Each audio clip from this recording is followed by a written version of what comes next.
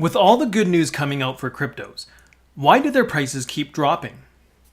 In this video, let's talk about the Wyckoff method and how you can use it to come out on the winning side of crypto investing. Hey everyone, it's Ben from Cryptos for All. If you've invested in cryptos in the last couple of weeks, it's quite likely that you're in a position where you're losing money. Many of you have bought crypto and the price is now worth less than what you bought it at. And if you sold now, you would be taking a loss. In the last couple of weeks, we can see a lot of selling taking place that has resulted in the prices plummeting. The question is, if people are losing money, why do they sell? Well, we are human, and a natural tendency is for us to make decisions based on emotion.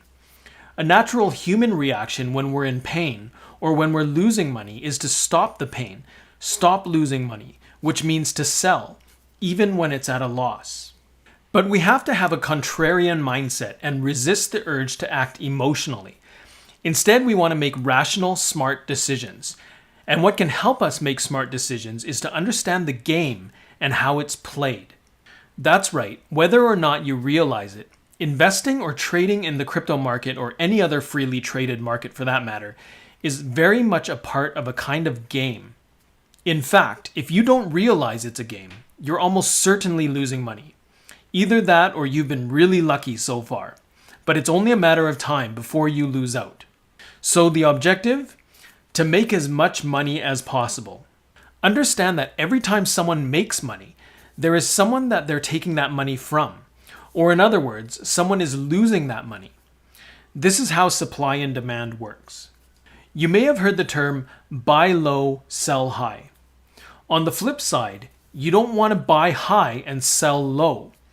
But here's the problem. Not everyone can always buy low and sell high. The market can't sustain this.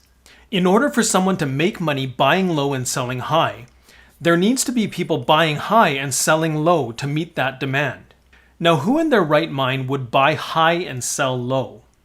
100 years ago, a prominent stock market trader named Richard Wyckoff recognized that the stock market was part of a big game where he observed numerous retail investors were repeatedly getting fleeced.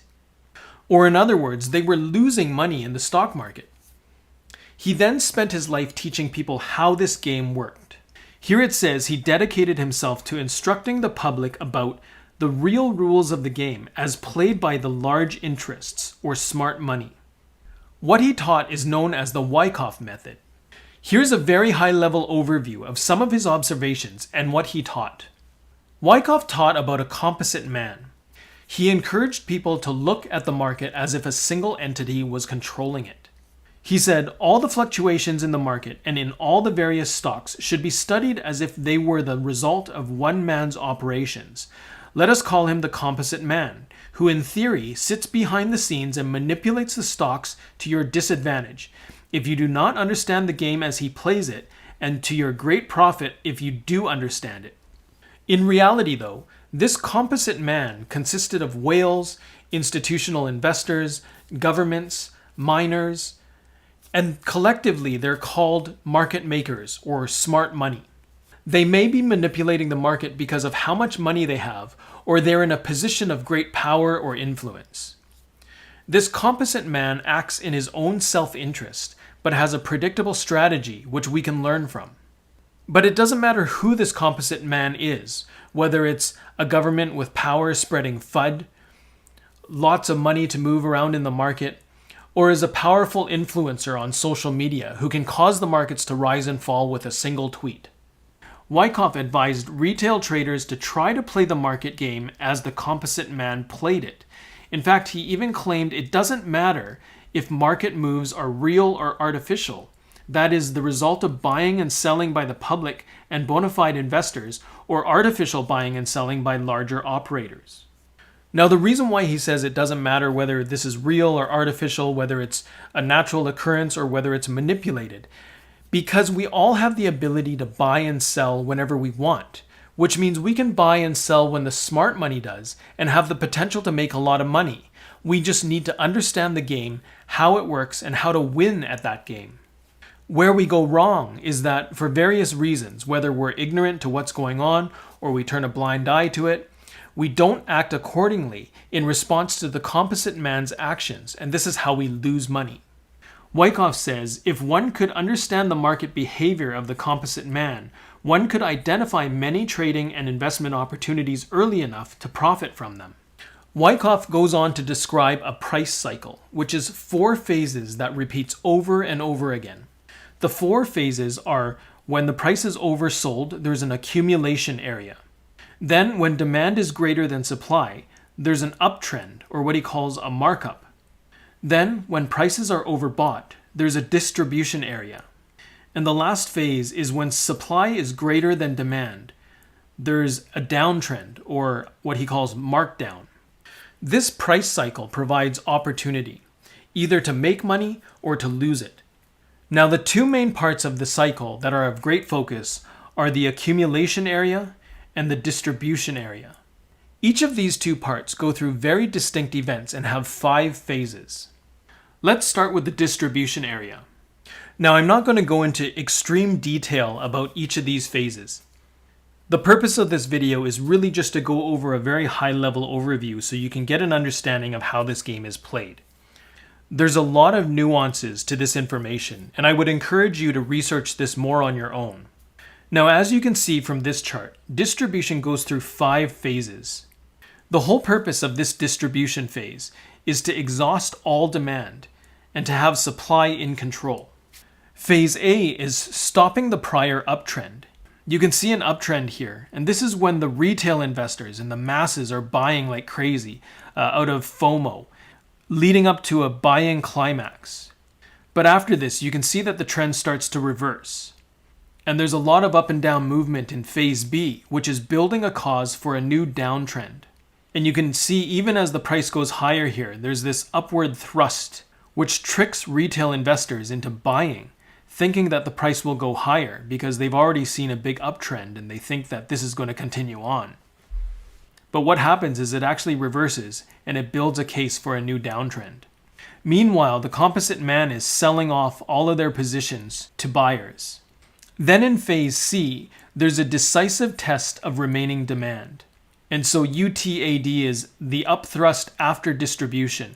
So after the composite man has basically sold off most of their positions, this final upthrust is basically what they call a bull trap, making retail investors think again that it's time to buy because the price has shot up again, higher than it's ever been. But little do they know that they're going to be moving into Phase D, which is dominance of supply over demand.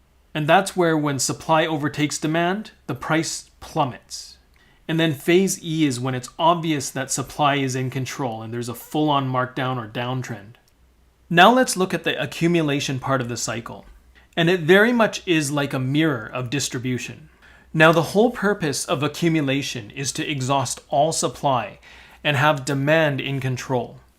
In the first phase, there's a stopping of the downtrend, and you can see that there's a very strong markdown or a downtrend here, and it ends in a selling climax. And keep in mind, as this phase is happening, retail investors that don't know better are freaking out because the price is just plummeting. So many of them are selling at this time, trying to keep themselves from losing any more than they need to. Meanwhile, the composite man has already sold off his positions in the distribution phase. And the whole purpose of accumulation is to shake out all the retail investors so that they can buy back what they had just sold in distribution at a cheaper price. In the second phase, they're building for a cause for a new uptrend. And so you can see a lot of up and down movement here. And every time the price goes up and then down again, it causes more retail investors to freak out and sell their positions. In Phase C, there's a decisive test of the remaining supply. And so Phase C often contains a spring or a shakeout or what they call a bear trap. If retail investors haven't sold after all of this time, there's one final shakeout which dips below the support lines. And this is where retail investors are freaking out because they would never think it would drop below this support line. But it finally has dropped below the support line. So a lot of unknowing investors are freaking out, thinking that this investment is going to go to zero. And so this is the final shakeout, where the composite man is hoping that they'll get the last of the retail investors to sell their positions. when in reality, this is the point when the composite man starts to create their long positions and they start buying again right at this point. And that's why they call it a spring. So after phase C, we enter phase D, which is dominance of demand over supply. And this is where we start to see the price going up. The price will dance along some of these resistance lines that we've seen previously. And then when we enter phase E, the final phase, it's obvious that demand is in control and there's full-on markup or an uptrend. Now, distribution and accumulation don't always look exactly like this, and some may not include certain events. But overall, there is usually some form of them as the price goes up and down. So now that we're familiar with accumulation and distribution, can you start to see some of these patterns in the charts? Here's the current daily chart for Bitcoin. Can you see a resemblance to Wyckoff's distribution? In fact, if we go back in time,